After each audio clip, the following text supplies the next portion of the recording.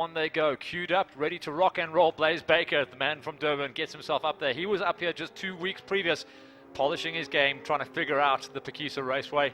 More time you spend around the circuit, the better it gets. It's that simple. It's got that beautiful flow, and when you find that flow, it is like finding alchemy. You just figure out lap times, you find seconds, not points, every single time you go out into the sessions. One of the best lineups we've seen of the Brat Pack lining up, and great to see a lot of riders back from their injury woes that they had earlier this season or halfway through.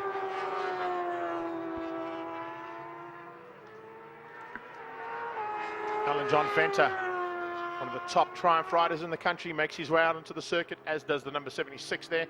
And look out for Kevin Redmond. He has improved dramatically over the season. That's the danger man, Matthew Skoltz, the only man who could possibly spoil the day for his teammate Stephen Odendaal. The battle between the two portable shade Kawasaki's is certainly going to be an interesting one. The teaser's Triumph about to come out. Women in motorsport, be upstanding, because your top lady rider in the country is about to make her out in terms of the 600cc category, because that's Nicole van Arswegen on the 675 Daytona. She's going to battle a little bit today. She's a point and shoot squirt rider. She fires out of short corners very, very fast on a flowing high-speed circuit. She will battle for top-end pace, so we expect to see her in that second bunch along with AJ Venter and Ricky Lee Weir. They've been bunched together like that the whole way through the weekend on the score sheets. I expect to see the same thing happen on the racetrack. The one to watch out for, like you've been calling the whole way through the build-up, is Magic Mike. Mike has had some problems on the bike. He's coming back from his injury at the Durban event, and I don't think his qualifying time shows what he's actually capable of. Yeah, looking at the warm-up this morning, Magic Mike was also having a little bit of issues. Wasn't quite on pace, but sorry, not warm-up this morning. Looking at the final practice yesterday, when you look at warm-up this morning, he has stepped up his game. Exactly what we expected, and he's up to 4th place overall into the 42.1s. That's kind of the pace he needs to be at to be within the hunt. But remember, he's going to be coming from a bit further back on the grid. It's the 4th row of the grid. It's 12th position he's got to come from. So Mike, with some work to do to get through a massive field of riders, and very talented riders at that. He's one of those great gators as well. He seems to fire off, and he gets onto the back wheel of some tasty players in the early stages. We've seen it so many times. In fact, he's a great rider to watch coming from the back of the pack. He just needs to figure out getting himself lined up. He almost feels like he doesn't need to qualify. He's one of those riders that wants to just get racing straight away and get into the mix, because when he's on the pack and in the wheel and the toe of the big players, he's the man to watch out for. AJV just final adjustments on the leathers and knee sliders there, but also picked up on Robin Aldred, second of the Suzuki riders out there. Looks like he's got a grey import. He's gone with a grey import white wheels for the race day. I saw that. So, he's gone back to the 400 days. Yes, indeed. I'm not quite sure if it's the GSV 400 he might be riding, but there we go.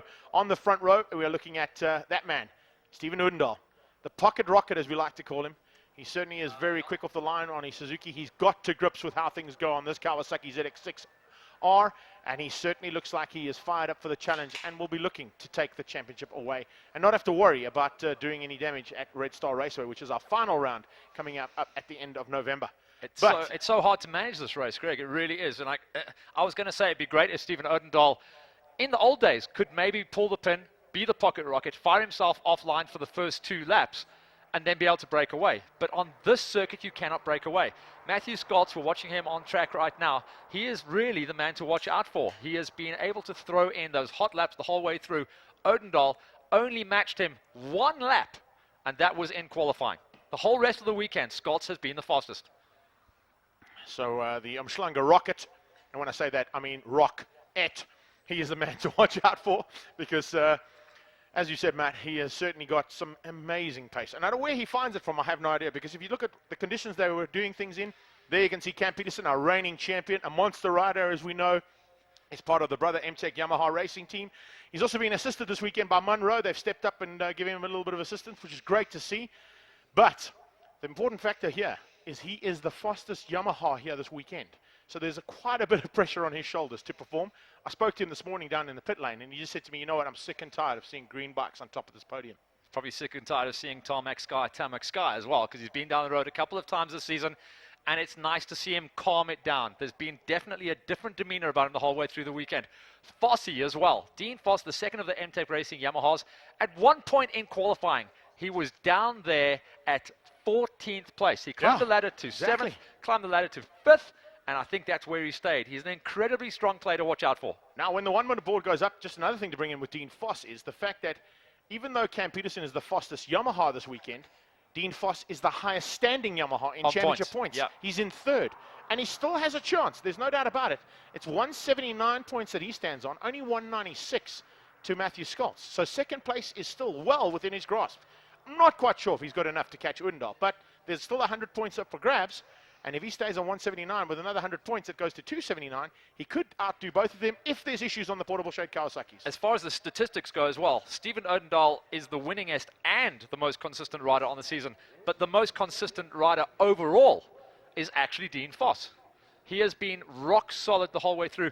He hasn't taken the wins that he wants to, but he has been up or on the podium almost every single round. Kind of exactly what happened with his teammate last year to win the 600 title last year.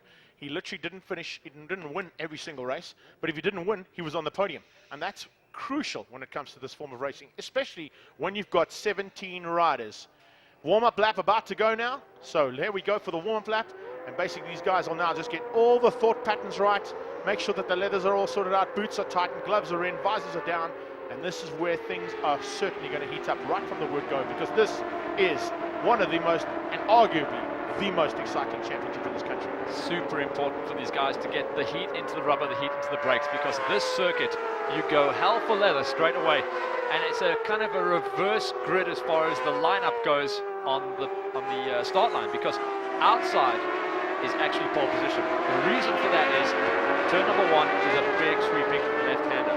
So watch out, because on the inside of the circuit, the part of the track that's closest to the pit wall, the track famously is always dirty. Well, this weekend it is filthy. It's going to be a sandstorm as they head down into turn number 1. It's going to be extremely slippery, and if anyone gets the hot run up the inside and tries to climb on the brakes, we could see skittles. Important factor, of course, as we mentioned, the first 4 riders. Let's go a little bit further down the field, because in 5th place it'll be Darren Binder, first of the Suzukis. He's on the Indy Oil machine, riding for Oakley and Arai helmets. And then, of course, Blaze Baker, the man that comes from Natal, who's certainly improved every single time he climbs on board a machine on the Russellwood Muscle and Fitness Gym at East Coast Kawasaki. Will be looking to get up there as quickly as possible. The third row is probably the most interesting row for me. We've got Nicholas Kershaw, Alan John Fenter, and Anthony Shelley. All 3 of them amazing starters. Rocket ship. Just couldn't get it right in the qualifying. So watch for that third row, especially when I say this. Alan John Fenter, considering both you and I were at the Northern Regions here 3 weeks ago, where he hole-shotted from 4th place on the grid. Watch AJ Fender, also watch Nick Kershaw, because as far as positioning goes on the circuit, Kershaw is in an incredible seat. He'll be able to hold it wider, he can go later and deeper into turn number 1, and he should come out in around about 3rd place by my reckoning. If he gets it right, and Stephen Odendaal gets it wrong, he can follow Odendaal in and possibly even hole shot. So that's one big thing. Then you got Nick Alvin Osvik and Ricky Lee Weir and Michael White. We mentioned all 3 of them. Malcolm Rudman is back again and in 13th place. Lucky number 13 for some. Hopefully it's good for him. Hayden Jonas all the way from Cape Town, and 2nd place in our cycle race on Friday. And Dylan Barnard will follow up Robin Aldred and, of course, Kevin Redman at the back of the grid. But they are coming up to take their positions for race 1 of the Super 600. Scalzi rolls it in, gets himself lined up. We've got the ER24 medic car at the back. We've got a red flag at the front. We wait for the green flag to pop up at the back, because that is going to tell us we are clean. Big Paddy Vansky, he gives a thumbs up at the back. The flag is off the front. We're watching for the lights. Lights will go on. As soon as they go off, we go racing down towards turn number 1, and up they go. Turn 1, and it is Odendaal. Look at that. Scholz comes alongside him. Cam Peterson has gone on the inside, but it's Binder. Binder could take the whole shot here. He goes to 2nd. Peterson. It's a pocket rocket round the outside, but Peterson whole shots coming out of turn 1. How clean was that out of Cam? He got the perfect hookup, a slow fade across to the inside of the track, and it's Cameroon Peterson that leads out Binder. Cambo, absolutely amazing. So Binder around the outside, trying to get to the front on the Suzuki, and he's done it. He's gone wild. around the outside on the Indy Oil Suzuki, and Suzuki leads the Yamahas and Kawasaki's. For the first time at Phakisa, we go down towards the boot section, and as we saw at round number 1, it's Darren Binder, I beg your pardon, who is showing these boys and girls the way around this track. Everyone all together in the early stages, but what a move from Binder. He banged it at the inside. Right on the inside of the track there's a little divot. He bounced the Suzuki in there. Everyone else rolled out, and he hit clean air, but that means absolutely nothing. This is Brad Pack Racing, and watch how close they stay. 3rd wheel, and it is going to be a big stretch out. Watch out, because Scalzi is wagging the tail of that bike. Everyone is going to close up, and Scholz is the latest. He has been the latest. He is the latest on the brakes as they go into the Watch sweeper. the drive from He'll the climb. Yamaha onto the back straight. Absolutely amazing drive from Cam. Tries to get into the slipstream. Will he be able to use it? No, he can't. The Kawasaki certainly used it. It was Odendaal who climbed into the slipstream there of Cam Peterson, and he's brought all 3 bikes along for the ride. Foss is doing nicely as well. Foss is the back of that freight train. Blaze Baker is heading up the mid-pack on the inside. Oh, there you go, climbs up. So he was just trying to look up the inside of his teammates. It's a real good split at the front. We've got 3 manufacturers in the top 5. Amazing start to this race. Right on their tail is Blaze Baker, then it's Anthony Shelley. First of the triumphs there. Alan John Fenter sitting in about 9th place right now as they're going to come across the line to complete lap number 1. Darren Binder from a standing start of 45.6. No. Wow, that's incredible. I'd pay for that lap time right now, I really would. So these guys are staying close together. Cameron is still sitting in 2nd place. Odendaal, our championship points leader, 3rd. Happy with that, but he won't be able to wrap things up if he stays there. He'll have to take it all the way to the final. Going to go all the way to Red Star Raceway if he stays down there. And in fact, whoa, a massive moment there for Cam. The front wheel stepped out a little bit over that bump. That's the one that Binder used to get to the front. It nearly cost Cam big time. Yes, yeah, I would do that too. Have a quick look behind and go, yeah, I might need a clean pair of shorts after this one. Hard on the braking is Blaze Baker, who's now closed up. Anthony Shelley bringing the 2nd pack along. Nicholas Kershaw on his tail. You see, Foss has actually come through as well. Foss has actually come through on Sculty, so there's been a change up for that 4th place. And look at that. This is the best run we've seen out of the Brother MTech Racing Yamaha R6 boys. They are right there and in it, and Foss is the fastest man on track right now. Binder having another big look over the shoulder there and looking back to see both Cam Peterson, Stephen Odendaal and Dean Foss breathing down his neck. I'm sure that he's going to be concerned about the fact that it is so close. But this is what Brat Pack Racing is all about. The Super 600s have been like this at every single round we've had the move, Greg. of the SuperGP Championship Trophy. Everyone spreads out. Cameron got great drive. Odendaal got even better drive. And Cam hits the front. So he got that set up. Coming into Uchini 2, the Yamaha was a little bit better. Everyone went offline there. It is greasy. Can you believe how wide they ran through there, heading into Heelscorp now onto the braking markers? This is where Binder got it all wrong. Scott's has come back. Managed to hang on to the 2 Kawasaki's and keep them behind. Scott's has got back over Dean Foss. That was because Dean Foss ran wide with Odendaal, and unfortunately just couldn't bring it back on the greasy stuff. Look at the different lines coming through there. Oh, a big change up as we see the Tsunami Beach bike sneaking through, and he's decided to turn the wick up. So watch out for the Benoni Bomber as he starts to open things up. You can see he's losing ground. He doesn't want to get too far away. I was going to say, Kershaw is in a strange position with 12 laps to go. Peterson leads out over Binder, Odendaal, Scotts, Foss and Baker Baker is the man who bridged the gap. He was able to recover in a lap and a half and join the party. Some amazing stuff here now as they come up into the braking markers down into turn 2. The Suzuki closing in. Oh, Odendaal, a massive wag going into turn number 3. Massive bump there. On the bump, hard on the brakes, and as everyone gears down the back end, it's because you are pitched over, going up and over a little hump, and the bikes get so unsettled. Look at the way that Baker's closing in on the back end as well, putting pressure on the Foss. He's managed to bridge that gap relatively quickly. It's only taken him about half a lap to do it. So he's right in there, and Alan John Fenter, I think, has decided to go with him. He's looking at an opportunity of closing the gap just as quickly as Baker was able to, and if he's able to do that, we might have a triumph, and there'll be 4 manufacturers fighting for the front here. Cameron Peterson has the most comfortable lead we have seen so far in this race with just a couple of laps in the bag. Binder is insane. Scholz is an absolute madman going into the Uchinis, and Scholz finally gets himself up into 3rd place. That's the highest he's run so far. Watch the drive coming out of Odendaal. Odendaal pulls alongside him. He's got the drive. He's also got a possibility of using the slipstream. And will he go through on his teammate? Yes, he will. Brilliant stuff there from Odendaal. Just bombs up the inside, but runs a little wide. That's what I'm seeing every time down into that corner. The right-hand sweep. Moving around so much down there. Going down into the big turnaround, Heelscorp, and it tightens up all once again. 5 riders become half a second apart, and it's a great drive here at the back there. Look at that. Is that AJ that's bridging that gap? He's about to join this body. I think it's actually going to be Michael White, man. I'm just double checking. I think it's Michael White that we're picking up on as they cross the line. Yes, indeed. It's Mike White. It is White. What has he done? Has dropped further back and losing a little bit of ground there on the triumph. Mikey White has picked up a turbo halfway around this track somewhere. He's found the magic. Man, oh man, I cannot believe what I'm seeing. Mikey White is the fastest rider on track for the last 2 laps, closing in on the top 5. Yeah, the 58 is definitely hauling and living up to Simoncelli, the man that he took that number from. He's loving it. And as they come into turn 2 now, things have closed up ever so slightly between the Kawasaki and that Suzuki. As you see Odendaal sneaking up, looking for a chance to get past on Binder. Binder just happy to sit behind Cam. I think the pace that Cam is setting. Whoa, look at that there. Confirmation. Fastest lap. That's insane. Mikey White is on fire. The fastest rider on track, closing in on Blaze Baker, trying to join the party out front. And I've got to think now we're going to see a change in the race because Odendaal finally gets through into 2nd place. On the drive, coming out of certain corners, coming out of turn number 3, the Suzuki was not able to... Oh, a power. touch between the Suzuki and the Kawasaki there. Yeah, that was it's good top end. The Suzuki has got incredible top end, but he's not firing out the corners as hard as Odendahl. Odendahl's got the hurry up now. He gets into second place, and they has to as well, because Cameron is starting to break away. Cam is opening up a good margin here. The Suzuki comes back at the Kawasaki of Odendahl, and Binder is certainly looking to change that back again. But almost identically behind him, as you saw a change up from Odendahl over Binder, the same thing happened between Voss and Scholz, and Voss has got to fourth. So an amazing ride there from the second R6, and he is now hassling, and oh, look at that. Pressure being felt there by Binder as Voss tries to get through. We saw it for the last 2 years. This is such a good track for the Yamahas. They seem to be planted. They seem to be able to make the right gearing choices. Scholz has got a problem. Scholz just put his hand up as he crossed the pit wall. Scholz has got a problem, and he's pointing down to his gear shift leg.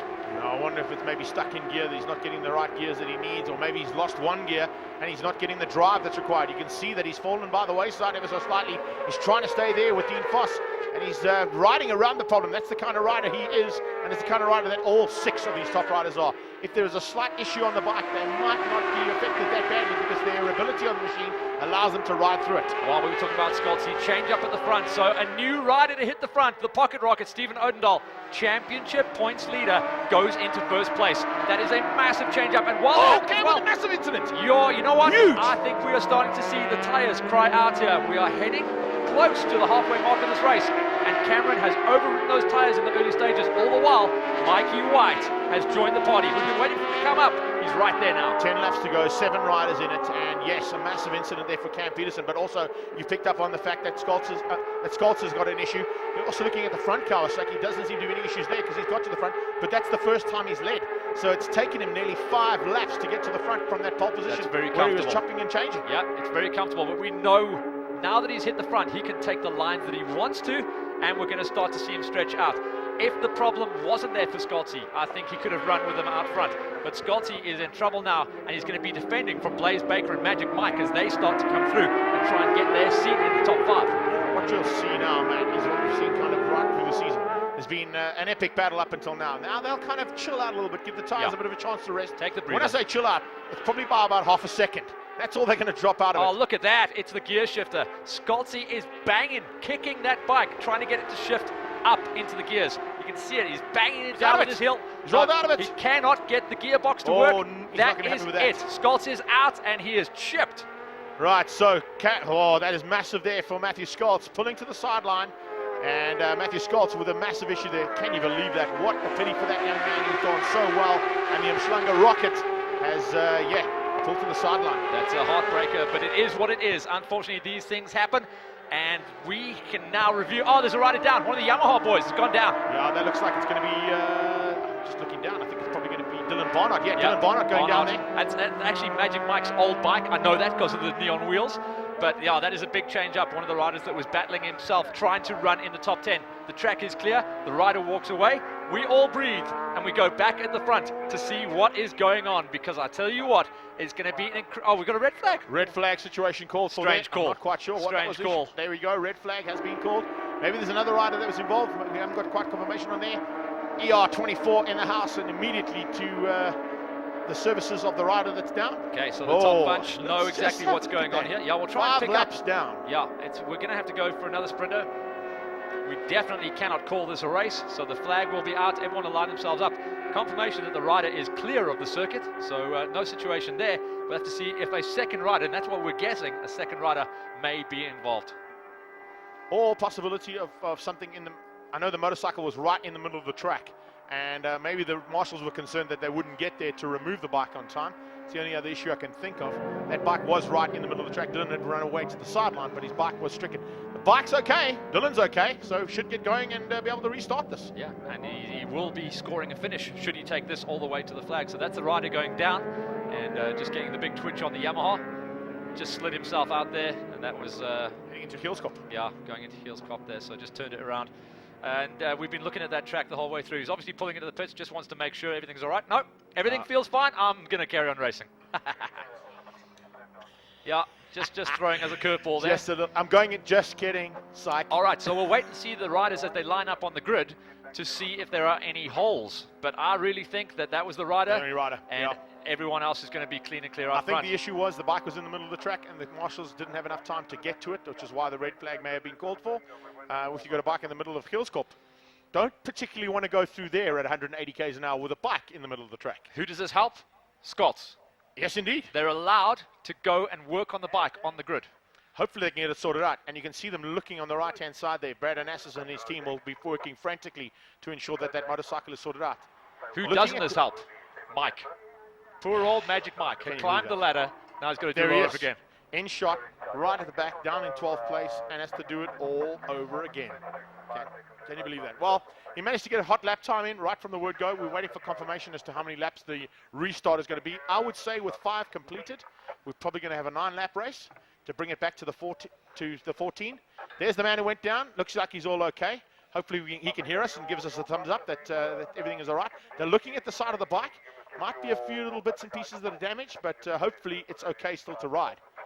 And by the way that they're looking there, it looks like that bike's out of here. That's a big pity there. So Dylan going to roll off the grid and make his way off the circuit. What a pity there. But we know that that bike will be probably ready to rock and roll by race 2. And the rider on the right-hand side, we're just talking past him now. That's Magic Mike. He will be absolutely cheesed off because the rider on the 58 machine had done all the good work. He was the fastest rider on track. He had closed up into the top 6 and just has to do it all over again. Interesting to see Redmond in the back. Oh, Rudman, sorry, I say. Rudman is off onto the sideline too. So well, here we see a replay of the incident at the end.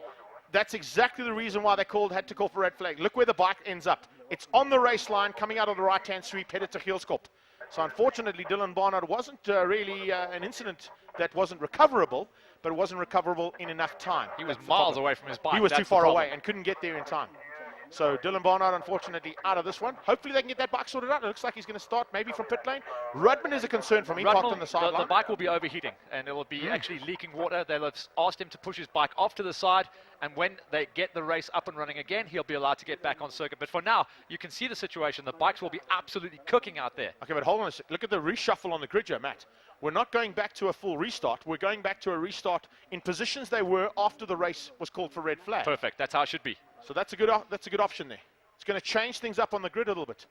So just looking at the way that the grid is shuffling up, I have to assume that we're going to positions that they were in after lap number 5. After lap number 5 completed, which will mean that Stephen Odendaal, Cam Peterson, and Brad Binder front row.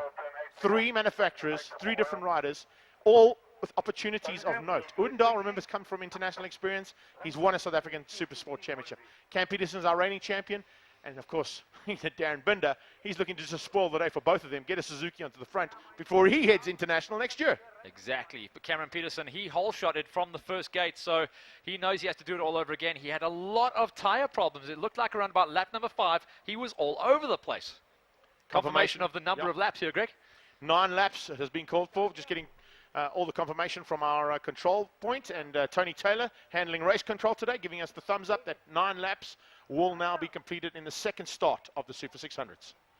So looking down at the back there you can see a little bit of clearance happening there, a little bit of sweeping, and of course the Phakisa marshals will be very quick to get that all sorted out.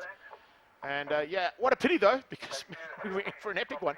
Now what we do though, just to throw things in there, this goes back to 2013, 2012, 600cc championships, not long races, 9-lap sprint race. Here we go. Yeah, sprint race. And these guys have had enough time on the grid there. They can just get their heart rate down a little bit. There's Barnard just checking out the bike. And if it's been pushed off, they're obviously worried that there's a crack in the engine casing. We know that corner, you go down very, very hard. And it's probably best to just err on the side of caution and live on to fight the championship and do another race at the end of November at the final round. It's quite an apt T-shirt, unfortunately. That, I saw that. His team have got on there. Bye-bye, baby. Yeah, well, I guess that's... Bye-bye, front end. Bye-bye, front end. Bye-bye, motorcycle. Right, let's run through what we can see down on the grid there. It is Stephen Odendaal, Cam Peterson, and Brad Binder front row. Then Dean Foss, followed by Matthew Scholz, and they're working still frantically on Scholz's bike. And you can see just in the background of that shot there, behind Cam Peterson, all the work being done on the left-hand side of Matthew Scholz's number 120 portable shade Kawasaki. I had to laugh at the gesticulations there from Cam Peterson. He's talking about the front end pushing out. This is nice because maybe he can actually stiffen up the front end, do whatever they have to do. The gurus are all down there asking their riders what was the problem, did everything feel good, did everything feel bad. The unfortunate situation is, doesn't matter what you do to the bikes, the situation here at the track on this weekend, Phakisa Raceway, is the dirtiest we have ever seen it. And if you go offline, you're just going to lose the front or back. It doesn't matter. Let's go and throw in another little thing in terms of this race, just because we can. The first grid, we had Kershaw sitting in 7th place on the grid. Right now, it's Magic Mike. And if Magic Mike can do the same thing that Nicholas Kershaw was able to do and run behind Odendaal into turn 1, heads up as to some serious action headed into 1. It's going to be very interesting to see this one play out. I'm so excited to see what Foss can do as well, because Foss, for me, in the second half of this championship, has been electric. He has been waving the flag for his team, and even though Cameron has made a couple of mistakes and crashes, Foss has been climbing the ladder and still representing for the Yamaha brand. So out of Magic Mike, we go to Nicholas Kershaw on the Tsunami Beach Bike machine. Then we've got the Furcore Kawasaki, and that is Anthony Shelley. Alan John Fenter, I'm not quite sure what went wrong there. I was trying to have a look on the grid. He's not by his bike right now. He's actually walked across to Rudman to make sure that he's okay. And that's quite nice to see from AJV, because remember, AJV running the fastest Triumph here this weekend, and the 675 Daytona will certainly look to get a little bit higher up than where he finished up after the first part of this race. 5 laps down, 9 laps to go. Alongside AJV is Rudman. He has taken up his position. And then the second Triumph of Nicole van Asvegen as the 2-minute board goes up. They will get a chance to get the tyres up to temperature once again, thankfully. And a stronger front row of Gators you will not find in this country. It's going to be very, very interesting to see if that Suzuki on the inside line can get the drop, come up on the shoulder of the Yamaha and fade across, could give himself a chance to get on the inside line. Yeah, do exactly what Cam Peterson did in the first start. There you see, a replay once again. Dylan Barnard, unfortunately, sliding completely off as the bike continued around the corner. Those Yamahas have got a mind of their own. We head down, it is a full restart, and we are headed into turn 1 with the Pocket Rocket getting the start he wanted in the first part of the start, and he's now got it sorted out. It's the 2 Yamahas tucked in behind the Suzuki for 3 and 4. 5th place is Scott's. So confirmation, no warm-up. We've gone straight back into racing, and we are going to be winding this thing up from the get-go. Look at the Yamaha boys running 3rd and 4th place. I look down the back of the pack to see where Magic Mike is, and Magic Mike, once again, has been beaten up badly off the start line. They come down into the boot for the first time. Kawasaki splitting 1, 2, 3, 4, and 5. It's the 2 teammates that are the meat. Look at that. Wow. Absolutely amazing. Oh, and Scott sneaks up the inside. A little bit of a dodgy move, but he managed to get through Kershaw's it. in the mix this time around. Kershaw's had a much better run. Magic Mike is sitting behind, looks like behind Rudman and AJ Fender, so Magic Mike has got it all to do once again on the 58. That's a heartbreaker. Well, he was able to get down into the 40s. Let's see how quickly it gets him to get into those lap times that are required to get to the front end. Bender's bike in 2nd place is moving all over the place. That thing is absolutely loose as a goose, and he's getting incredible top-end speed, but on the brakes, it's a little bit of a handful. Yeah, Darren's certainly got some work to do now to close in, but 2 of them have opened up a little bit of a margin, even on this first lap, over the Yamaha and the teammate to Odendaal, Scott's. Scott's now tucked in between the 2 Yamahas. Then, as you said, Kershaw on their tail. A little bit of a gap has opened up behind them and led out by Anthony Shelley, but up the inside looks like Blaze Baker just made a move on Shelley to sneak through. Oh, and Kershaw runs wide. Oh, that's Shelley's bike. Shelley's down. Shelley's gone down. We saw him eyeing up the inside line there, and Shelley has tucked it offline. It's just the story of this weekend. If you go offline, try and get tasty on the brakes, it ain't going to hold. Smacking the left-hand side to get that clutch lever sorted. Hopefully he gets it all going, climbs back on the bike.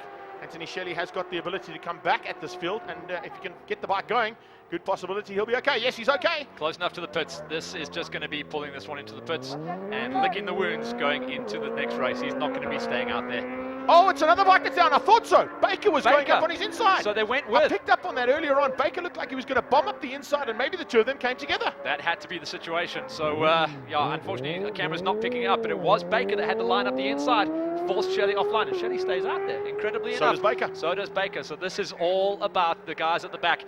We'll go pick up on the action from the front right now, because that was all good news for Magic Mike, who will be able to join the party. Himself and Kershaw are group number 2. This is group number 1 out front with the main players. Odendaal opening up a little margin over Binder, but Binder closes it down now as they come onto the backstretch. Watch him through in Genie 1 and 2 here. He's got a really good turn of pace and some great corner speed on that Gixxer. Now onto the back end of the Gix. Oh man, closing up is Scholz. I was watching the first two and then just my eye caught that yellow helmet as he has a look at Cameron Peterson. Cam Peterson now trying to avoid the slipstream action that could come from behind, but with 5 motorcycles heading down into the sweep, there's a good possibility that the speeds down there are going to be incredible. Look at Foss, he's trying to eye up a line as Scholz drags his knee on the dirt on the back end of Peterson. Scholz is getting up the inside, here's the move up the line. And the first rider to make that move count and hold. Scholzy had that thing wound up coming out of the Uchinis, and at Heelskop gets the job done, moves up to the 3 spot.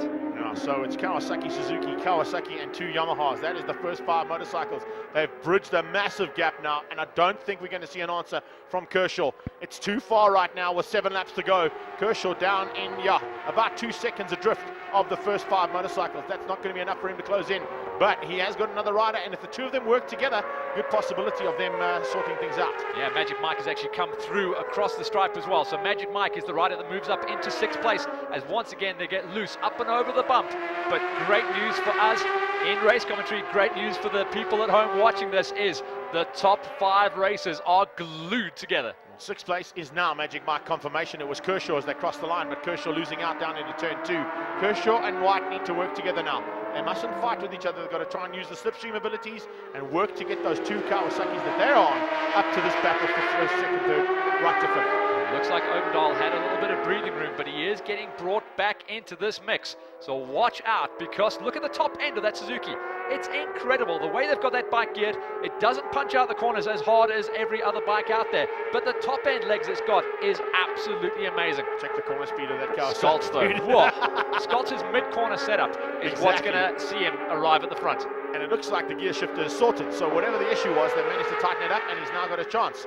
Now, he nearly tagged the back ender. He actually had to roll out of that one. So he had so much mid-corner speed and entry speed, he had to roll that one back. So Scholz is almost outriding himself right now. He's doing an amazing job there, but unfortunately he's got 2 riders still to close in and pass if he wants to take the win. The teammate is the one he wants to catch the best, and of course, looking at the way championship stands right now, it's everything he's got to do has to be a win. He cannot afford anything less than a win, but Odendahl is going to keep him very honest, and by staying at the front end by 0.2 of a second over Binder, he's certainly going to be the man to beat. You see in 5th place, Foss has got a couple of situations and movements out there on the track that he can get the drive up the inside of Cameron Peterson, but he cannot get through right now. So Odendahl leads out. Binder all loose as you like going into the turnaround and ahead up to the boot. But Scholz has got to be the danger man here. They've brought Odendahl back into the mix. They've kept the 44 championship points leader honest as he puts the bike up onto his nose at the turnaround. And Scholz, watch from here, this point on the circuit, this is where he starts to build. Certainly is. Matt just getting confirmation from control. It's going to be a combined race here. So the first 5 lap race is race 1, part 1, and race 1, part 2 is happening right now. So looking at the way things ended up, remember, there's going to be a combination of the times to sort out the overalls. So we're going to try and get a confirmation of those first 5 laps so we can try and work out what position is going to be with about 5.5 laps to go. The man that we expect to see fall down the grid then in that situation will be Scholz. Scholz will be falling out of it. Magic Mike will be moving up. Mike is sitting in the background here as everything gets wild going into the big sweeper there. So the top 5 riders get through clean at the top of the shot there. Around about 3 seconds at the back of that, Mike has... Oh, here we go. There's the move. Here's the move inside line. Scholz, he gets the move on. Almost stops Binder in his tracks and gets the move through. So for the first time in this race, we get the 2 PS Kawasaki's hitting 1 and 2. Kawasaki's 1 and 2, Suzuki in 3rd place, still with a chance of keeping the 2 Yamahas at bay.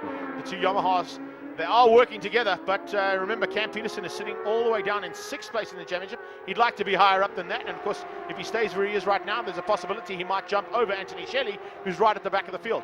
But remember, it is a combination race here, so the first 5 laps are going to count, and we're going to do a combination of times from the first 5 laps with these 9 laps to work out an overall winner. So get out your calculator for this one, right? Yeah, man, this is way beyond my abacus, I'm telling you that right now. But we've got 5 laps clean to go. 5 riders at the front, clean off the front. Magic Mike, Dean Foss! Foss has gone down. Foss has just looped it out and mercifully is offline for the rest of the guys, and he crawls himself away. He is offline, but they will need to clear that bike. Dean looks like he's sore as well, so good possibility we might be coming into another situation, either safety car or red flag. And yeah, he's very sore. Oof, that's going to be a big one. I think it's a high side out of turn 2. Yeah, usually is a situation like that. Definitely Marshall's was trying running to get on the gas. His style of riding is very, very hard on the throttle coming out the turns. He doesn't mind lighting anything up. I just saw a red flag in the background, and look at all that juice pumping out, but it is offline. Yeah, completely off the race line. Not an issue there in terms of change of surface or anything like that. But red flag has certainly been called for. So that is the second restart we're going to have to go. We've done now 5 to go, so that'll give us 4 laps completed of the second start. I think Foss he's up. I think he's a bit winded. I think he just knocked the wind out of himself. Yeah. When you take the big spank, go high up into the air. When you hit down, you get all the wind knocked out of you. It takes you a little while to get yourself back into the zone where you can breathe. The medics are going to go out and check him out, but I really think they're going to have to call this after this one. Well, ER24 is on call as always as our official medical team with the Monster Energy Super GP Champions Trophy. Dino up. That's great to see. Yeah, winded. You can see him knocking the chest going, I can't breathe, but I now can. Fortunately, Dean Machine, though, he is a very strong rider. He's an extremely fit young man, and I'm sure that this is going to be... Well, they're sending them into park for May. They're calling this one. They will call this one after 9 laps have completed. We've got 4 of this one, 5 of the previous one, and as soon as we can get a confirmation of a result, we, of course, are going to hand you to Matt for that as I head down to sort the podium out. Yeah, good luck with that. We've got a couple of stories to talk to and certainly some chaos. I'd love to hear from Matty Scott what the situation was on his gear shifter, and we've got to speak to Magic Mike as well. He was the man on the move, and unfortunately the red flag situation really came and kicked him in the teeth. He was not able to bridge the gap this time around in the second time of asking. So every rider comes in. You can see they're slightly disappointed with the situation. No rider wants to have to wrap things up. But mercifully, Dean Foss, the rider that went down, causing the second red flag of the first race of the day, walks away. Doesn't even limp away, just walks away. And that bike will probably be able to be put back together. Doesn't look like there's massive damage, just a loss of the back end. And this is what we've been talking about the whole way through the weekend as the marshals work hard to pick up that Yamaha R6. Come on, boys, it's not that heavy. It's not an R1. And it's going to be the story of the weekend. If you go offline, if you try and get a little bit too tasty on the throttle, it's going to spin you up and spit you out. All right, looks like we've got a shot of Foss as he actually comes through. He's at the backyard, just gets on the gas a little bit too hard, gets sent all the way over the top. He actually held it for a while, so he did go all the way over and got sent over the bars. Not too much damage on the bike, but yeah, that was just too hard on the gas, slightly offline. The back end wagged out, rebounded the shock, and up and over.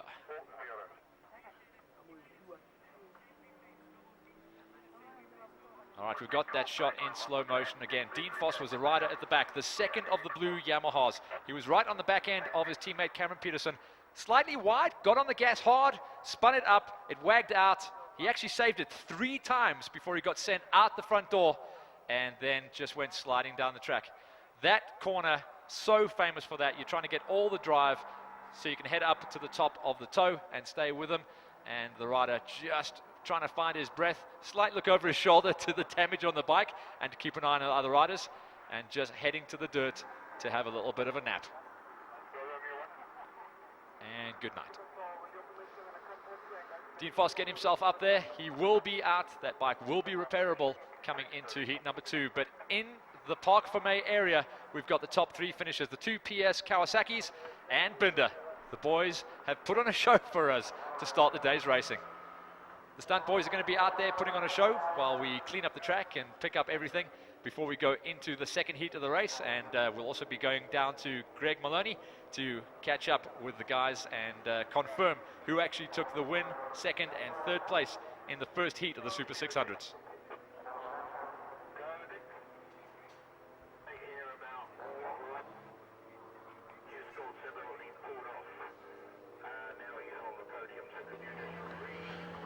Well, here we are on the podium. As you can see just below me here, a little bit of a change term. So we're going to go to the other one too. So looking at the way things ended up, it's not quite the way that a couple of riders wanted things to end up, because the way I saw it upstairs, it's not what's down in pit lane here. So I think we're going to have a little bit of a change up, because I was told it's Stephen Odendahl, Cam Peterson and Darren Binder that were into here. So I'm just waiting to get confirmation of that downstairs here. I'm sure they're going to sort it out. But on the aggregate, this is not how it ended up. So waiting to get that confirmed. Matt, up there, as soon as you get it, let us know, because it is going to change things up in terms of the podium ceremony we've got here for Super 600s. 2 riders going down in those races. It means 2 restarts were needed. Well, unfortunately, we're not going to get the second restart. They've called it after 9 laps, and 5 laps still to be sorted out. We've now decided that that'll be the end of it. So Cam will come through here into second place. Darren will, of course, get third place on the Indy Oil Suzuki, and that's how we're going to be sorting things out. They are just re-rolling and reshuffling down the bottom here below me to get that all sorted out, because working on an aggregate time is always a difficult thing to do. We've got to wait for the final bike to cross the line to sort out the time differences between race number 1 and, of course, the first start of that race 1 and the second start of race 1. Up in the top, though, Matt, you got confirmation of that, hopefully, coming from the timekeepers. You're right there with them. As far as I can see, the way I can see it, it's supposed to be Undal from Cam Peterson, and then, as they've got it now, the Suzuki in third. I can confirm that. Confirm. If I can just get Matt a little bit louder in my ear, would help me out a huge amount, like I asked for at the beginning of the day. But as you can see, that is exactly how we're going to finish things up here. Kawasaki from the Yamaha, from the Suzuki. 3 manufacturers, 3 top riders, and an epic battle of note. Greg, confirmation as they stand there is how they will be on the podium. Fantastic stuff. Thank you so much. So headed up to the podium now will be our top 3 riders. It's the Pocket Rocket, Stephen Undal, who's going to be making his way up to the top here to take the first position on the top of the podium.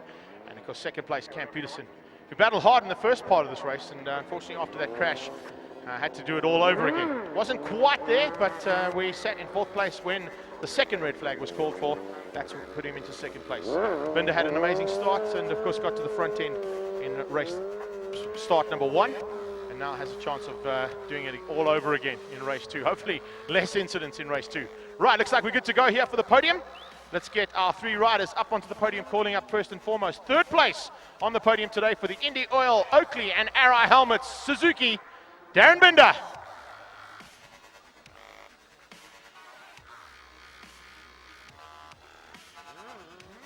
In second place, after sorting it all out with pro timing, he rides out of the brother MTech Racing Yamaha team. He's also racing for Munro Racing this weekend. Let's hear it for Cambo himself, Cam Peterson. At top of the podium, and making it extremely difficult for anybody to try and catch him now in this championship. It's not quite done yet, but it's certainly getting a lot closer. Let's hear it for the Portable Shade, Pocket Rocket himself, and that's Stephen Undal.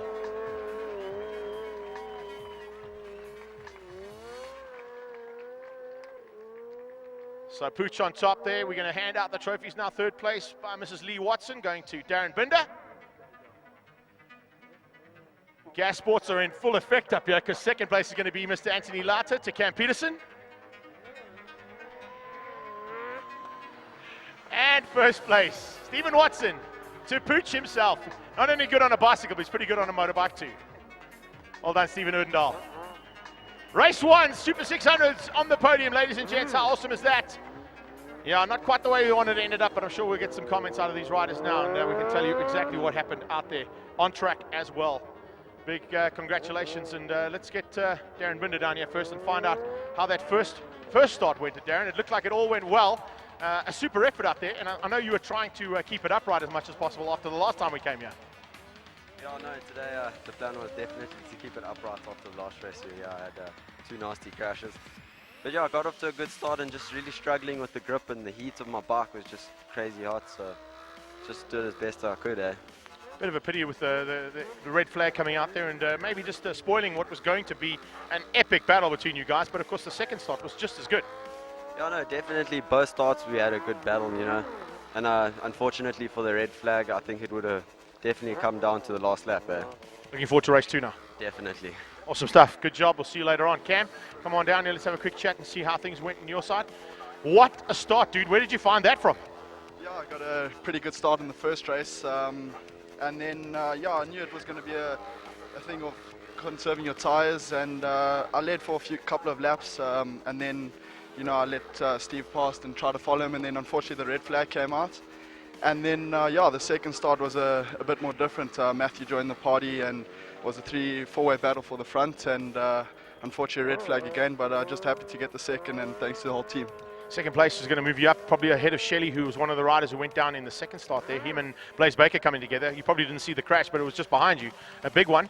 But that wasn't the reason for the red flags. But the red flags were certainly a major issue in terms of having to sort this out at the end of the day. You didn't even know you were down then on the podium. Yeah, definitely. Obviously, the red flags played a big role in the positions, but yeah, happy with the second and can't complain.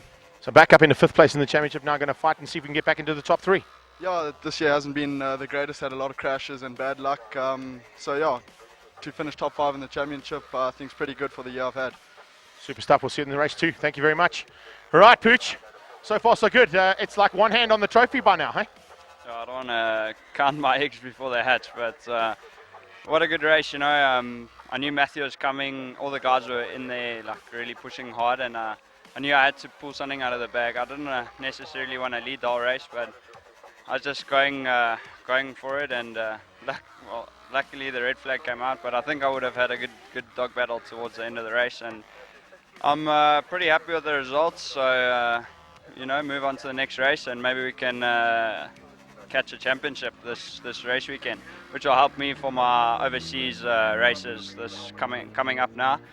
But yeah, I just want to say thanks to everyone, Craig Zank and all my sponsors, Portable Shade, Alfie and Trevor Crooks, also for all the help, and especially my family and everyone that's been behind me. You got a massive amount of support out here. It's probably the biggest support in the whole of Valcom this weekend, but good luck for race 2. We'll catch you later on.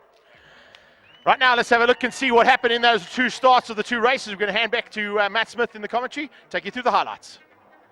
Yeah, absolutely insane start to today's racing. Coming off the line, Cameron Peterson on the brother M-Tech Racing Yamaha. Got that thing fired up and fired off the line as hard as you like. Got the line up the inside and was able to take the whole shot. Sculty went with him, as did Binder. Odendahl, the pocket rocket, not his greatest start, had to go around the outside and ended up in 3rd place. But it was all about the 5-way split at the top. When the racing started to settle down, there was a clean breakaway, and in the background, all about Magic Mike coming from outside the top 10 to start bridging the gap. Down the back straight, it was all about Odendahl. He tried to get his way up the front, but it was really a 2-horse race in the early stages with Cam Peterson holding off Binder and the rest of the guys in the mix. Blaze Baker was there in the early stages as well to make it a full 6-way split. Sculty was the man trying to get the line and get up the inside, but no one was breaking away, so we knew we were going to have an incredible race on our hands. Magic Mike started to close the gap on the 58 machine. The Civ build Kawasaki closed up onto the back end and started to throw in the hottest laps of the race to join the party. Peterson was still surviving out front, but it was a bun fight trying to get onto his back wheel. It looked like the Yamaha rider was breaking away, but the rest of the pack started to close things down, and this was almost a massive incident between Odendahl to get the line up the inside of Binder, and then our championship points leader on the Portable Shade Kawasaki started to wag the tail and went hunting for Cameron Peterson. The top 2 were the class of the field, coming up to the halfway marker as they started to break away. Sculty, though, put his hand up, and it was clear that the second of the Portable Shade Kawasaki's had a problem on his gear shifter, which would eventually cause him to roll out and just have to take the back seat on this one. All the while, 58 closing things down and joining the party. It was at this point, though, that Sculty's gear problems became terminal, and he had to roll out and limp around the circuit and drop off the back 6.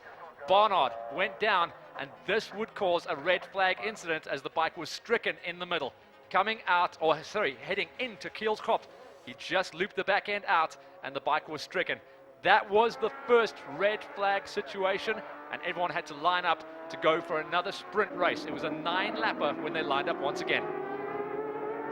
In the replay, though, in the second race, it was all about Shelley that went down this time around, and this was coming together out of shot with Blaze Baker. So 2 of the strong players there absolutely blowing the second race apart.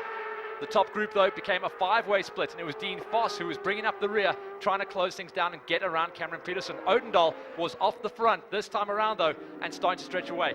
Scholz, mercifully, the first red flag going to his favor and allowing the team time to get the thing shifting once again and allowing him to run in 2nd place. 3rd place was Binder, and the Yamaha boys were all over each other trying to get up onto the back wheel. It was on this lap, though, that Dean Foss on the back end closed in a little bit too hard on his teammate, got on the gas hard and got sent all the way up and over and sent out. And unfortunately, that would bring out another red flag situation as there was debris and fluid on the circuit. Dean Foss eventually limping himself away. On the replay, just got the thing hooked up and spinning up a little bit too early in the corner, trying to get the big drive out of turn number 3, heading up to the toe of the boot, and another rider went down. That was 4 riders down in our first heat of the day with 2 red flag situations, Race 1, unfortunately Super bringing us in. 600s on the podium, Odendahl ladies won, and gents. How awesome Cameron is that? Peterson was there, and Binder.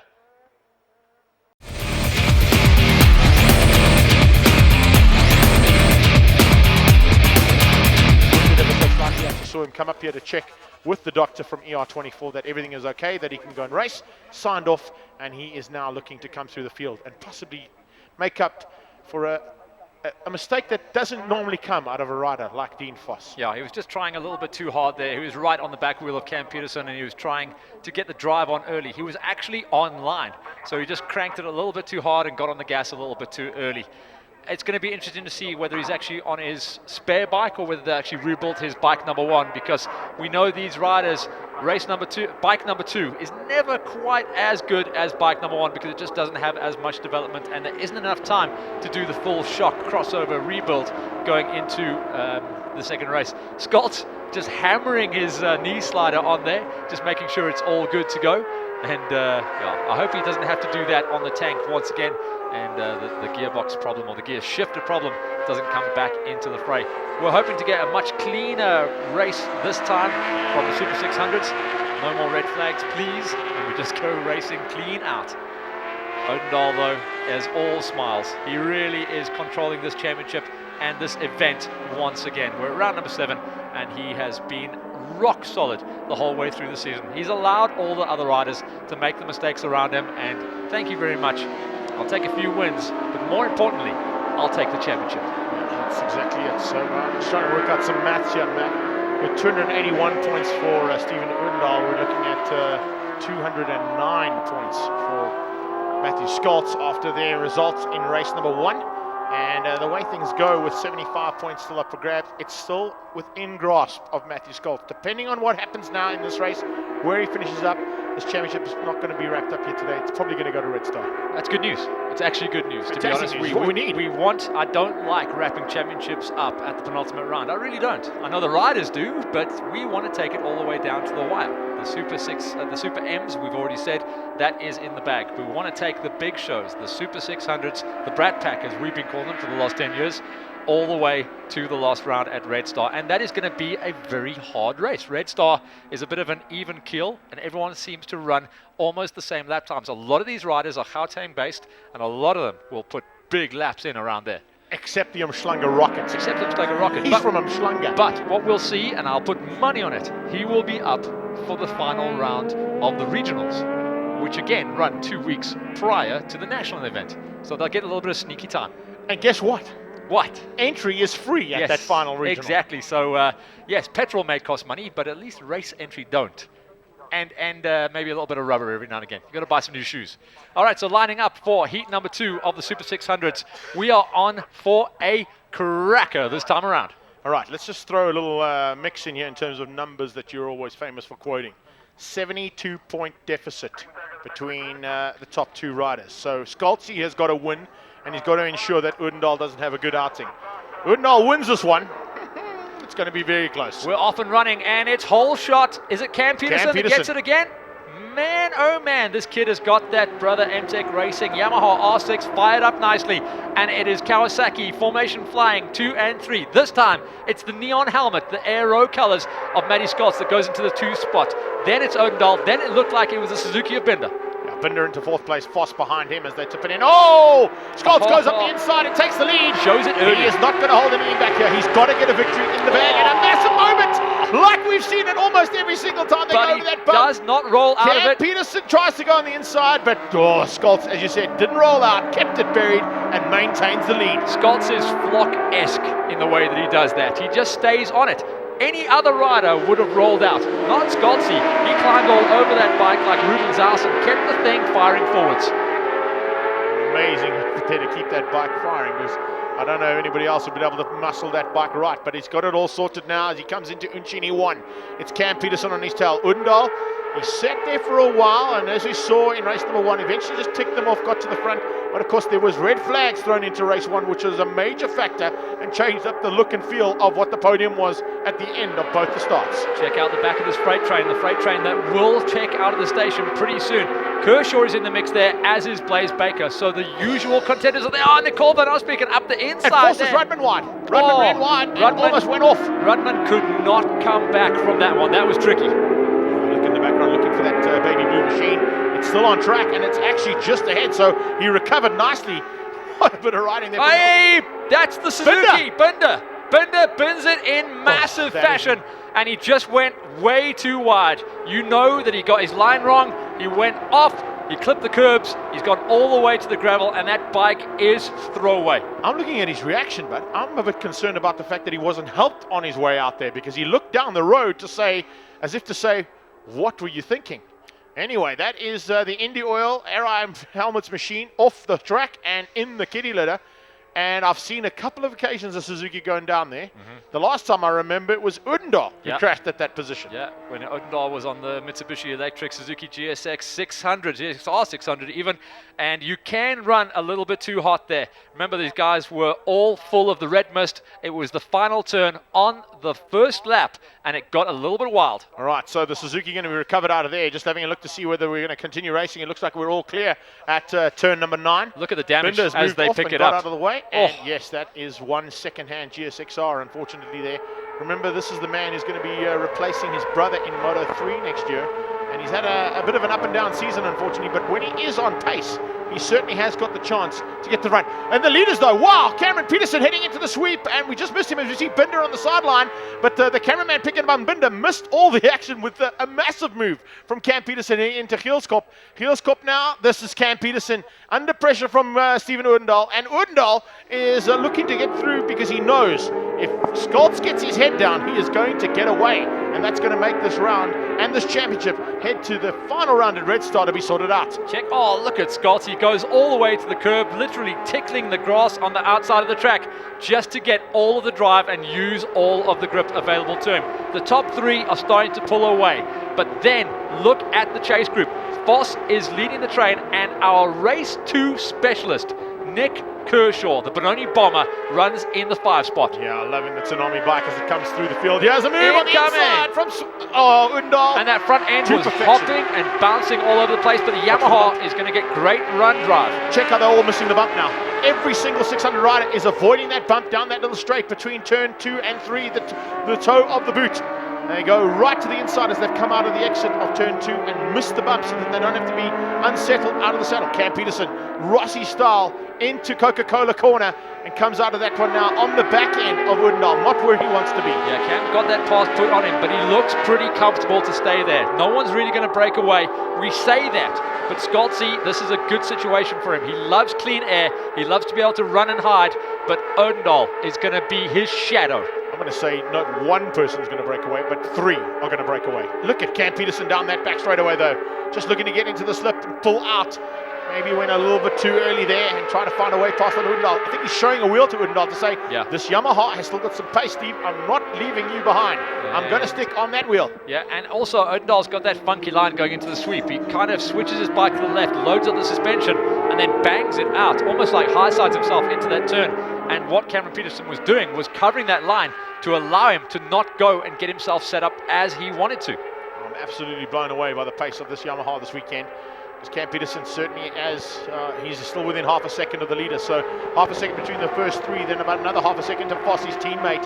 Dean Voss just going to be doing recovery here. There's no doubt about it. Remember, Cam Peterson has moved up and possibly just bumped Shelley down to 5th place, 5 and 6 swapping out after his 2nd place on the podium in race number 1. But Dean Voss, with his crash, has got to try and consolidate as many points as possible to remain in the hunt for a top 3 overall. Everyone's looking over their shoulders to see where they are. Literally 1, 2 and 3 looked over their shoulders in unison to see where everyone else was. Yes, boys, you've got around about half a second. Go play. 11 laps remaining. Watch out for Blaze Baker as well. He's starting to fall off the top 6. He's still in 6th place, but he's starting to fade off the back wheel of Kershaw as Kershaw goes hunting for Voss.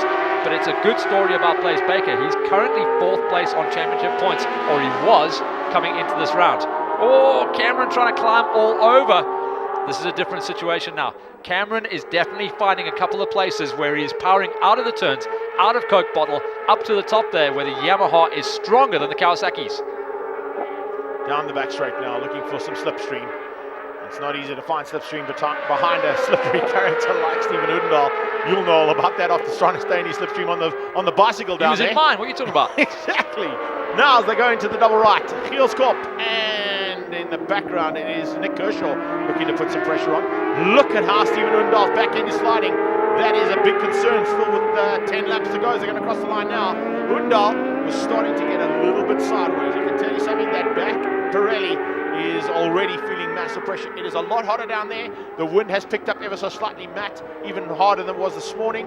But I think we're going to be looking at slightly higher track conditions now that a clean line has formed around the circuit. We're concentrating on the top 6 as they come through shop, but look outside the top 6.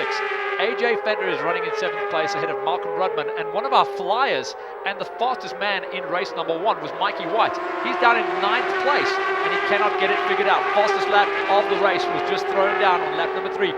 Stephen Udendahl is the fastest man out there, and that's because he is getting a little bit of a block and a toe from his teammate out front. Yeah, it's going to be a little bit of a change up here. I think in terms of Wide the way line things from are going. Fossey. He's not able to hold the line that he wants to, and it's going to be about Kershaw.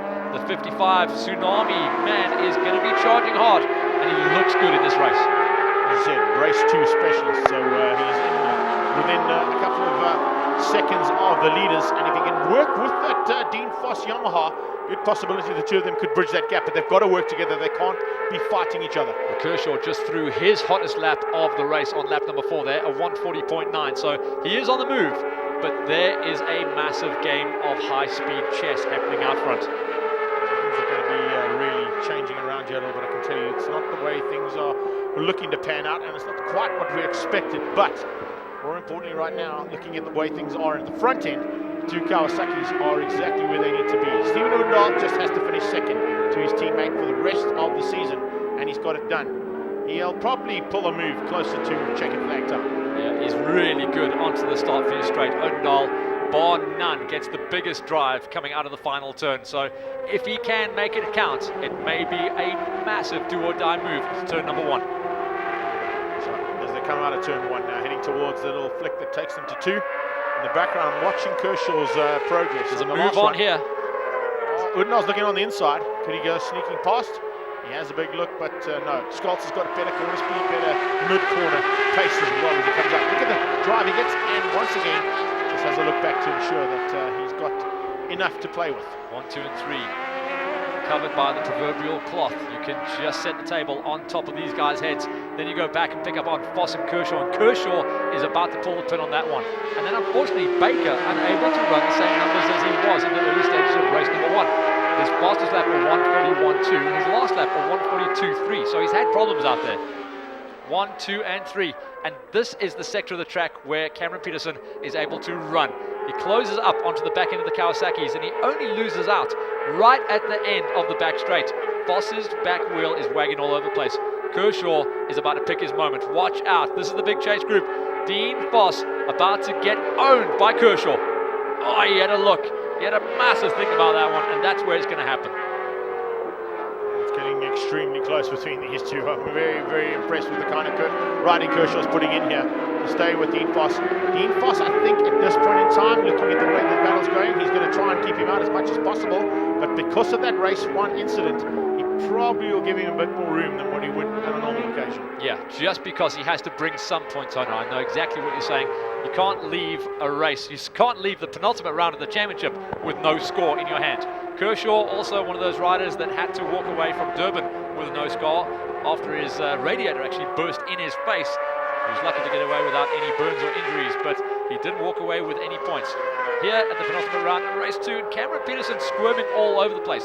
So the Yamaha a little bit looser on the brakes, but firing out of the turns much stronger than the Kawasaki's. Again, 1, 2, and 3, looking over their shoulders, making sure they know exactly where everyone else is. They're extending off the front of the rest of the players to the tune of 3 seconds now. Yeah, I'm loving the fact that this battle is now even closer than what it was, Matt, as they come in there. Cam Peterson still, Valentino Rossi style.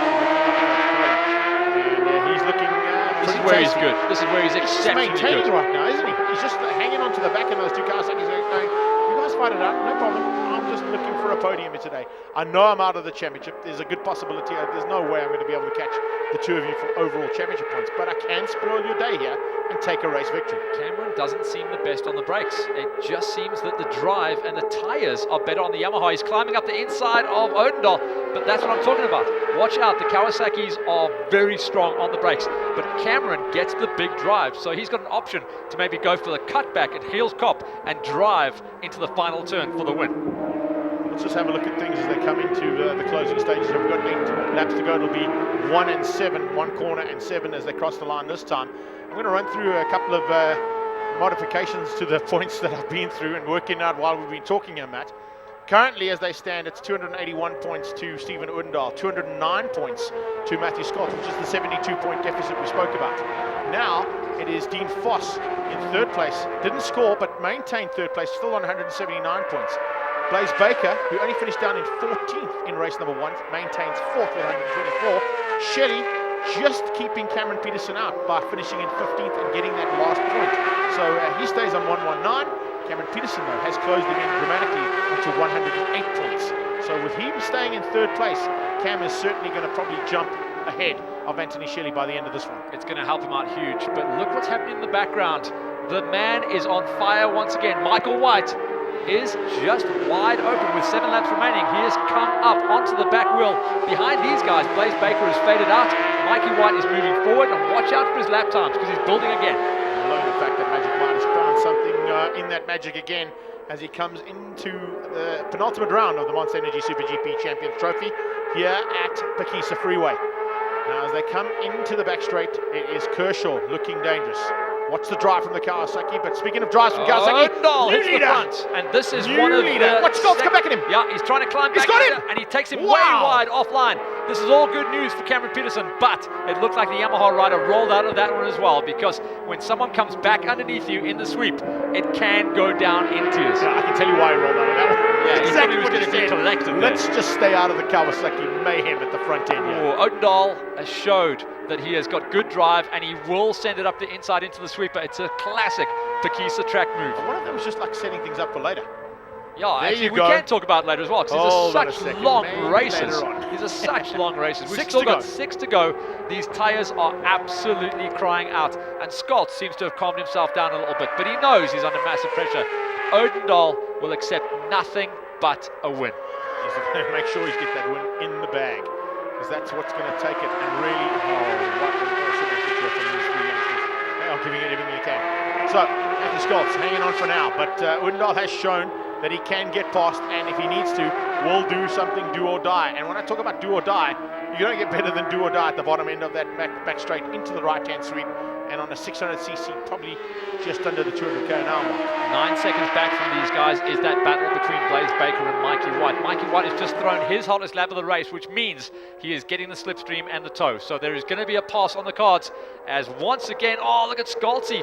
The back end just wagging all over the place as he pitches the bike violently across to set up the double set of right-handers into the Uchinis. And Cameron Peterson, this is the furthest off the back wheel he has been this whole way through the race. City, here it comes. Another look on the inside there for Odendaal. Stays on it so hard. In fact, he gave it once down the back straight, and just before they peeled in onto the right-hand side, he had another look. So Scalzi, I think, is wary that that's where Odendaal's going to try something and is going defensive.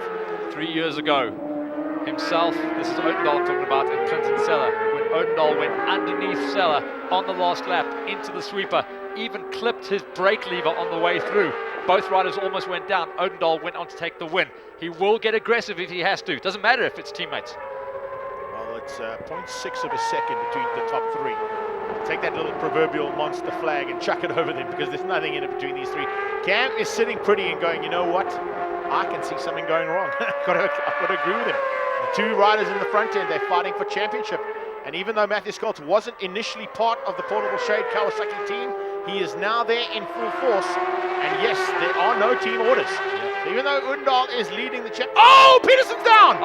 The same corner that took out Dean Foss at the end of the restart of race number 1. And Cameron has lit up the back end of the Yamaha, and it's gone once again. What a pity. Look at this one. I was just saying, he's in the best spot in the house for something to go wrong between the 2 Kawasaki's, and it goes wrong with him. He's done exactly the same thing as Foss. He got on the gas a little bit too early. It's before the bump The back end is broken out. He's just clipped those little rumble strips on the outside there. The back end is, yeah, you can see, you know what? That little bit of body language right there says to me, my mistake. My mistake. He's not angry at anyone else Other but than himself. Yeah. Pity. Oh man, what a pity there for the youngster. He's just really had a dismal season this season, winning the championship last year and in style, really. Yep. And unfortunately has gone all wrong now in the second time. So let's have a look and see if we can get a bit of a replay on that one as we go into it. There you can see Scott. Oh, but look at that. How incredible is that? Both riders looked back because they kind of were looking to see where they are and heard something go wrong. They either heard the bike bounce off the rev limiter or they heard the scraping sound, that horrible scraping sound that you hear. And Cameron's bike limps off the track. Let's take the positive out of this. There's no injury to the rider and we've still got a race on the cards. Check at this fight at the front now because the lead has changed. Odendaal has hit the front and got ahead of Scholz. So Scholzy now has got to do the work. I think this is going to be a situation that Odendaal may have been holding back his tyres a little bit because Scholz, we know, doesn't hold anything back on the rubber, and Odendaal is now going to try and do the block. He's going to try with 4 laps to go to pull out at least half a second from his teammate. So here we go down into the boot. Third place, just to give you a heads up, is the man that you've touted as race 2 specialist. It's Kershaw ahead of Dean Foss. I said if Kershaw got through on Foss, Foss would probably give him an opportunity to get through. But now that Cameron Peterson is out of the picture, there's a chance that Foss can get back on the podium. So are we going to see that happen? All right, you keep an eye on these guys out front. I'll run through how we are looking in the rest of this race. Odendaal leads over Scholz. We can see that. Kershaw is now in a podium position in 3rd place with Foss on his wheel. Blaze Baker is in 5th place, but with Mikey White all over him. That's 5th and 6th place. Then Nicole Van Osbeek, AJ Fenter, Rudman and Ricky Lee are the top 10. But realistically, we are just going to stay with these guys because this is all or nothing. No, it's all or nothing. It's championship battle as well with 3 laps How and 2 corners. hot was Odendaal in there? He's trying to break away. He's trying to get away. He's trying to get away from Scholz. Scholz, has he done everything right on those tyres to give him enough rubber to get him through the race? He closes on corner speed. He's able to carry just that much more corner speed. I don't know how because he's a huge lad. I mean, he's a lot taller than what Stephen Odendaal is. And the jockey size, Stephen Odendaal, not able to carry the same kind of pace as what Matthew Scholz is finding in the corners around Phakisa. Well, it made me laugh because off the start line on that warm-up lap, Scholz was banging on his knee sliders, making sure he had his knee sliders on because he puts brand new knee sliders on every single race. He's so heavy on his knee when he actually cranks the bike over, he runs what we used to call a 3rd wheel style of riding. Just bringing it in there. Imagine what he's going to be like if it's wet because they're probably going to be putting 2 or 3 knee sliders on there. Right, coming so hot right up that exhaust pipe. So hot in there. That was impressive stuff. Now, Odendaal had a big look back there. And in fact, I don't think he realized how close Matthew Scholz was. And the move is there. And that's what's because cost him. As he looked over, he left that line open. Scholz doesn't have to be asked twice. Either one of those riders, if they were in that situation, you just move to the right as soon as the rider looks, and you know you've got him off guard. Yeah, brilliant bit of riding there from Matthew Scholz, capitalising on a look back from Stephen Odendaal. Is that enough to throw to win? I don't know why he looked back. You know the rider's going to be right there. You can hear it. Comes in, and this is what it's all about now in terms of this race. The 2 portable shade Kawasaki's, the 2 championship leaders. 1 and 2 in the championship are 2nd and 1st on the road right now. 1st place is in 2nd. And 2nd place in the championship leads this race.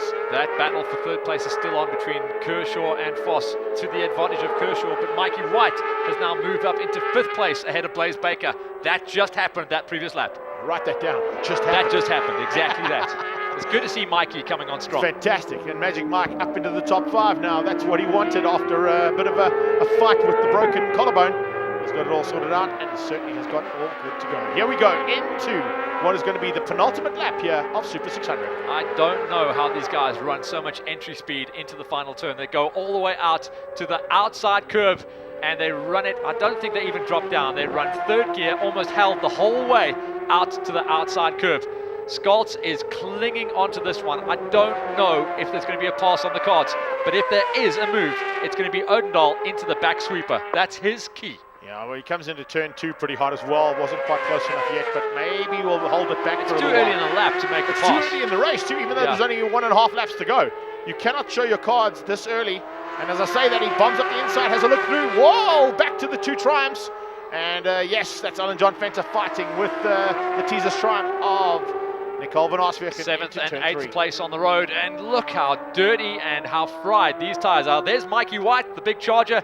58 stays ahead of Baker, but it's taken him almost the entire race to get there. Certainly looking fantastic now as they go through. Both Baker having and all kinds of White. problems there. Yeah. He's going to spend some time in Russell Wood's fitness centre to get a bit more strength to hang on to that little ZX6 because he's fighting. Oh, White looks back into stand going, come on now, come and play. Oh, Foss has got through on Kershaw as well. So Undal Foss on has the come inside of through. Scalds, takes the lead into the sweep. That's his move. What a move. I was watching it actually through the window and remember we went to the Skolsky shot. trying to Skolsky climb inside there. He tried to come back at him. Wasn't able to make it stick. Oh, we've still got a lap in the corner to go as well. Man, oh Okay. man. Just to give you a heads up. I was praying we were coming to the flag there for a second, as was Odendal, no doubt. But I think what he's done is just made sure that he's got that line in hand. He's shown it a couple of times, and now he's made it stick. It's proven, though, that he cannot break away from Skolsky. Skolsky is so good on the brakes. Expect to fight back in turn number 3 for Skolsky. Right, red flicks on the front means it's Udnal that leads out with a .117 of a deficit, and that is nothing. You can't even say that in the time it takes to say it. So the two portable shade Kawasaki's are going to be fighting for this win. They're fighting for a championship here, and if anything goes wrong between Skoltz up on the inside. Skoltz bangs it in there. Yes! I knew he was going to pull that one Skoltz. there. He's just so good on the entry. He banged it up the inside. He made Odendal sit up, and he covers the line down into the toe. So it's going to be an Odendal classic move through the sweeper to see if he can make it count. Yeah, it's going to be one that he's going to try, but now that he's done it on Matthew Skoltz on the previous lap, Skoltz will know he's going to try that and probably go defensive. So he's going to have to try and find another place to pull it. I don't know if Stephen Udendal's got those very late braking brake pads in, But you that allow him cannot- to go into the sweep You and get it stick. cannot go defensive if you get such a big run and such a big toe off. He's gonna Uccini go goes Uccini. inside He's gonna go Uccini. Uccini. Can you Inside believe that? Uccini one forces his teammate wide, but remember now the slipstream advantage goes to Skoltz. Slipstream advantage to Skoltz. Can he do the same move as what we saw from Udendal? He comes right out. Udendal tries to slip and slide, trying to get out of that slipstream. Now not close enough. Odendal's line doesn't offer the cutback. Skoltz has been so good at climbing up the inside. It's going to come down to Giel's Kop, but we know that Odendal will now start fading across and cover inside. He does. He covers inside. It's going to go to the last corner. This is Matthew Skoltz's only opportunity. Can he get good drive? Watch him try and get the power up. Oh, a big slide there from Skoltz. Diving up the inside. Does he try something? No. The job's it's done. 44 is going to come across the stripe. He timed that to perfection. What an incredible last lap for heat number 2 of the Super 600s. Odendal does the juicy double here at round number 7, locks it up and smokes the tyre and puts on a show with his teammate Skoltzy. Amazing stuff there, guys. Absolutely brilliantly done, and that's the way we do things. So that's how things ended up here. Brilliant effort there from Stephen Udendal, and I am looking forward to what's going to be happening here. I can tell you, it is not going to be easy. Getting down into the final round, we are looking at a 77-point deficit. That is how close it is, dude. There are 75 points up for grabs. That means, if my maths is right, Udendal's done it. Yep. There are only 75 points up for grabs. He's got a 77-point advantage. lead. Done deal. New champion in the Super 600, if my maths is right.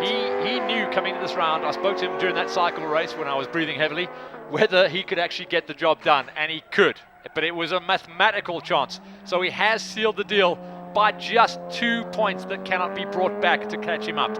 So the job is done. He will wear the number 1 on his bike going into the final round in just 1 month's time at the end of November at the Red Star Raceway.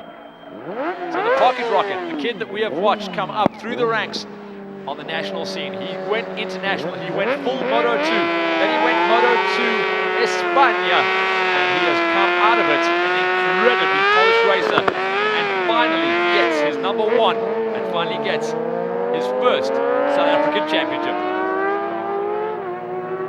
So Wheelie's all-round confirmation of the results. Odendal takes heat number 2 win ahead of Skoltzy. The gap was 0.200. That's absolutely nothing. Kershaw did the business. King of heat number 2 once again to get 3rd place ahead of Dean Foss. Mikey White was one of the high climbers running outside the top 10. Finally banged his way up into 5th place and beat Blaze Baker out as Blaze Baker started to fall off the pace. He was credited with the 6th place. Nicole Van Asbeken won the 7th place battle ahead of AJ Fender. The internal Triumph 675 triple battle. They in turn beat out Malcolm Rudman and Ricky Lee Weir. That was the top 10. Outside the top 10, 11th place going to Cape Town's Hayden Jonas. Anthony Shelley, Dylan Barnard, Robin Aldred, Cameron Peterson shows up as 15th place, but a DNF on the score sheets. That's going to hurt his championship hopes. He's obviously not going to be hanging on to the championship. We've just crowned a new champion in Stephen Odendahl, and then 76 going to Kevin Redmond. Everyone coming back into the pits, and you might see quite an animated interview coming out of Stephen Odendahl, as he will be pumped and he will know that he has the championship in the bag here at round number 7 of the Monster Energy Super GP Champions Trophy here at Phakisa.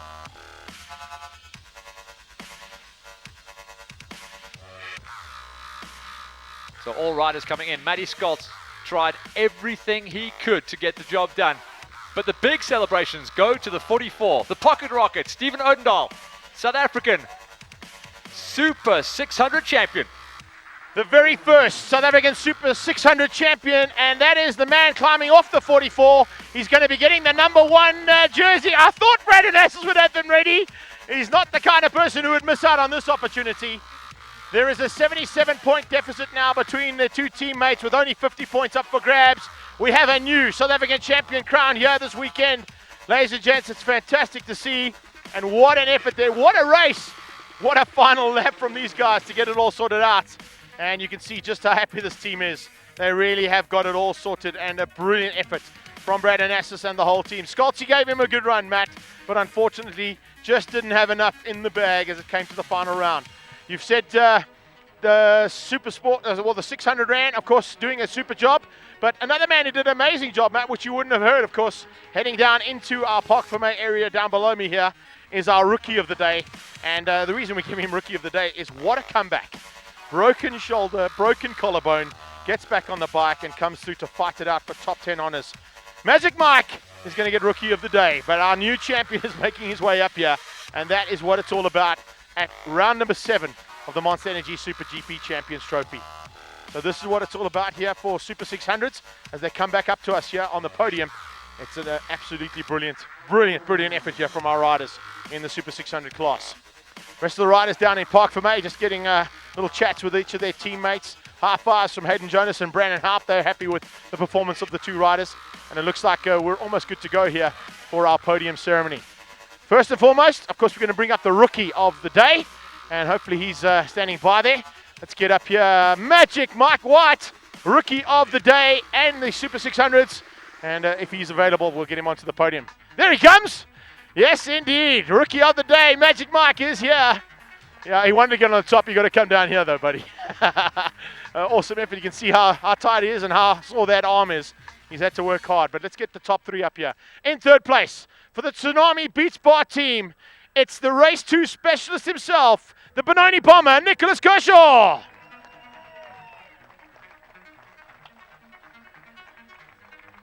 Second place, and he tried hard to fight for this championship. Unfortunately, it hasn't gone his way this time, but it is fantastic to have both of the riders out of the same team and the championship winning team on the podium at the same time here at Phakisa. Second place for Portable Shade Kawasaki, the Umschlanger Rock at Matthew Scholz. And that better be on his leathers next year.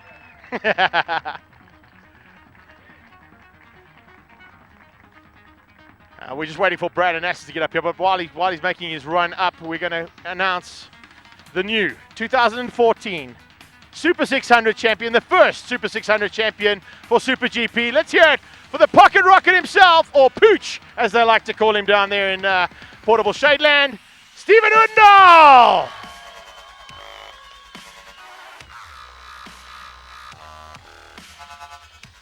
Ooh. Accepting. Well, I think like we're going to have a little bit of fun and games there, but we're going to hand out the Rookie of the Day first and foremost. That's going to be my Mrs. Lee Watson. That goes to Magic Mike. Yes, Lee, you can ask him how he got the name now. It's not because he's a stripper. Although, I don't know, hey? Let's go to third place now. Third place going to be Mr. Anthony Lanza, handing to Nicholas, the Benoni Bomber, Kershaw.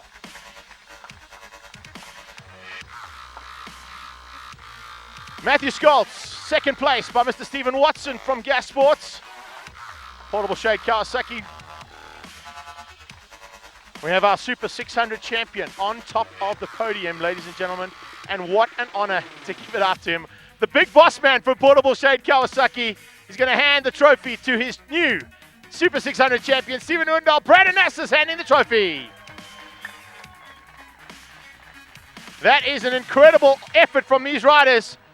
And ladies and gents, that is your Super 600s done for the day. It's champagne time, baby!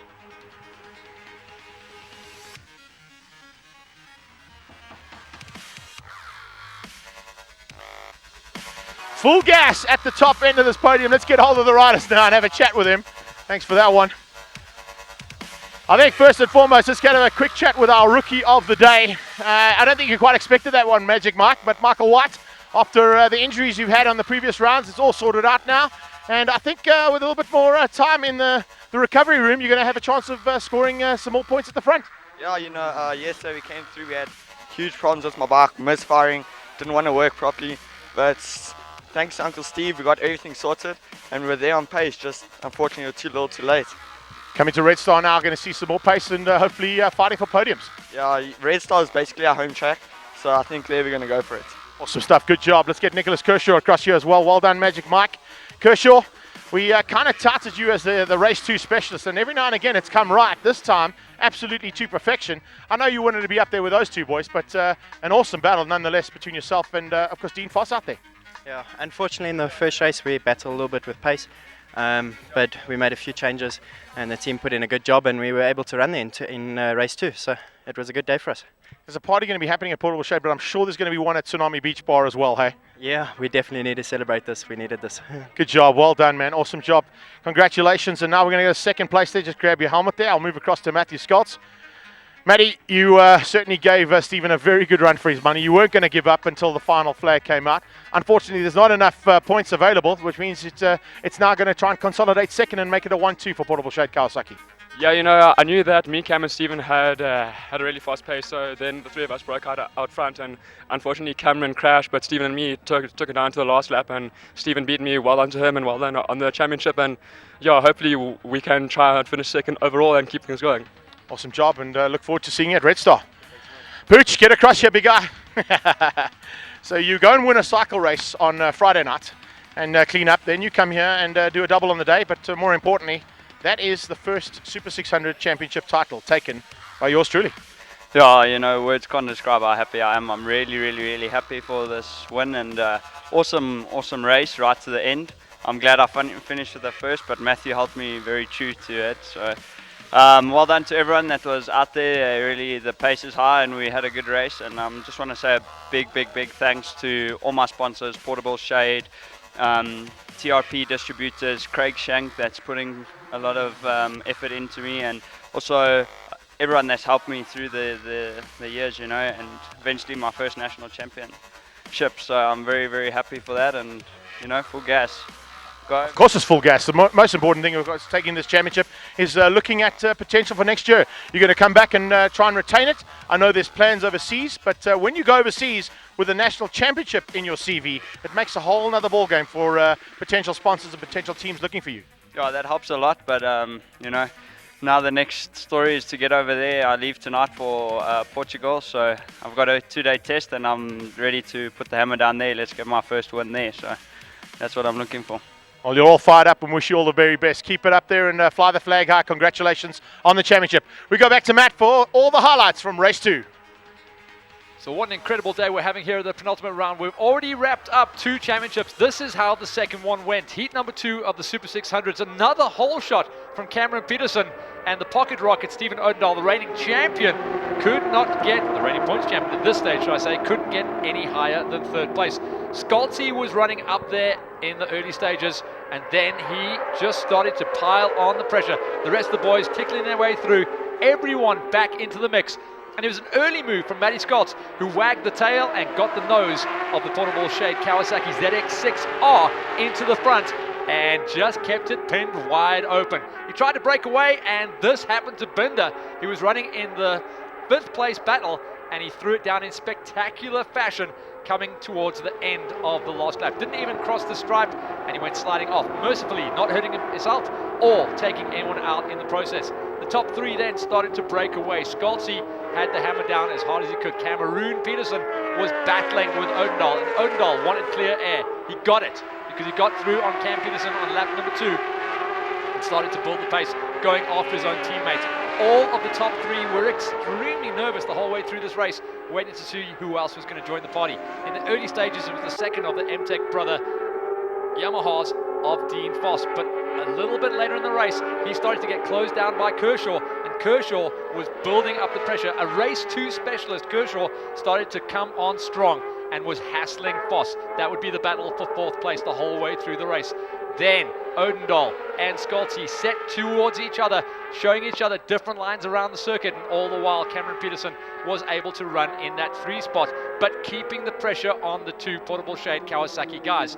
Cameron Peterson definitely had better drive coming out of a lot of the corners, so the tires were extremely strong on the Yamaha, but the pace was so strong on the Kawasaki's. Kawasaki boys just starting to stretch things out and hammer off the front here. The Kawasaki boys starting to put on the show, and it was all about Cam Peterson trying to get on the gas as early as he could, but every time he got on the gas early, he had a problem, and this was a massive problem. Just after the halfway mark of the race, Cameron Peterson made a mistake all on his own. Spun the back end of the Yamaha up, exactly the same thing that Foss did in heat number 1, which caused the second red flag. Cameron went down by himself. While this was happening, Blaze Baker had dropped off the back end, and Magic Mike White was climbing the ladder, now putting himself up into 5th place, and would eventually go on to be Rookie of the Day with his climb up the ladder. At the front though, 2-horse race, and Odendahl, his classic Phakisa pass move is through the sweeper at the back, and this is where he did it once again, allowing no cutback for Schulte, and Schulte was trying what he could. An early entry into Heels hook, should I say, and Odendahl just kept the hammer down, fought off, and would be able to run that last lap going defensive. The last lap was the story of the race though.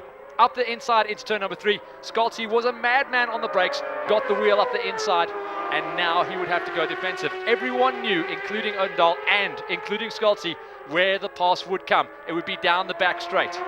Going down into the toe of the boot, no one was able to get any kind of advantage. Schulte was trying to run clear, Odendahl was setting up the big drive. Going through up into the Uccinis, no one thought the pass was on except Odendahl. He shoved it up the inside, didn't even touch his teammate, but was able to get up the inside and defend. Uccini 1, Uccini 2, the entire back straight. Schulte tried to get the drive and tried to get under the back wheel of his teammate, but was unable to make the pass count because no one in the Super 600 class is faster or better into the sweep than Odendahl. Odendahl then covered the line, going down into the big turnaround, covered the line out of the final turn, and he came across the stripe to win 2 races in the penultimate round, and with that be crowned Super 600 National Champion.